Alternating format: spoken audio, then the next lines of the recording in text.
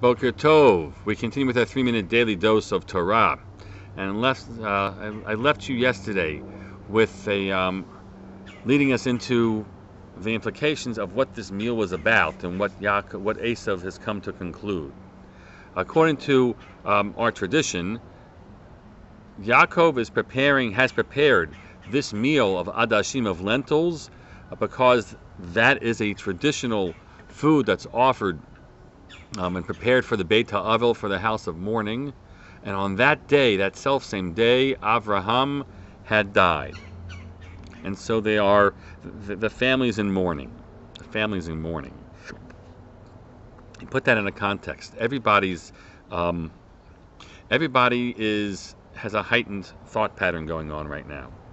And Yaakov's saying, okay, like, what does it mean to be the grandson of Avraham and to inherit from him? And he looks at his brother who's come in, and he says, this man does not carry any of the value and commitments that a child of Avraham should be carrying.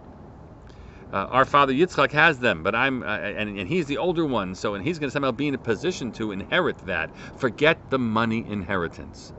The Bechorah, it might not only be that, it's the leadership of the clan, as it were, that we're describing here. And Yaakov, on this day when life has come to an end for Avraham, is where he says, I can't imagine that this man will be inheriting our father and everything that was built in Avraham's time. The Midrash says that when Esav comes to the home, get a sense that he misses the funeral, might not be aware that Avraham has died. Avraham has died, and he's buried quickly in the Maharah, right? And he comes back and he sees this, and he doesn't engage in this moment, right? Rather, here's what the Midrash says: Ma tivo shenazid zeh.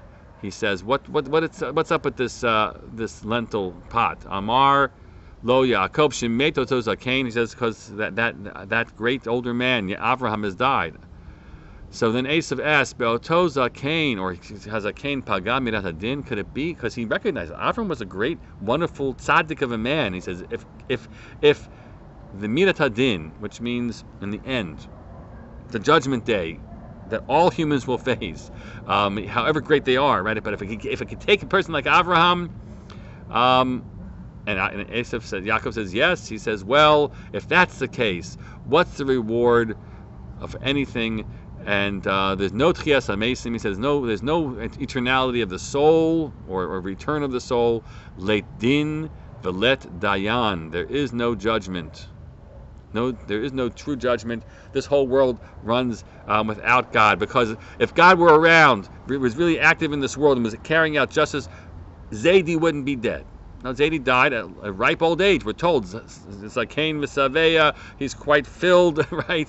But this is Esav's way of thinking, and it says, and it reflects in the end that he really throws away, overtly, the inheritance of Avraham about God, and it's in that context, pushing forward, right? That's why Yaakov says, this man can't be the inheritor. It's not possible. It's not possible. And so, as we read the story, the Torah actually describes how he a bunch of verbs that happen here. Vayocha, vayesh, vayakam, vayelach, vayivez. He ate and he drank and he arose and he went, and Esav hated the Bechorah, because he's kind of put behind himself this whole world of religion. That was his father's, and Yaakov did a good thing. More to think about.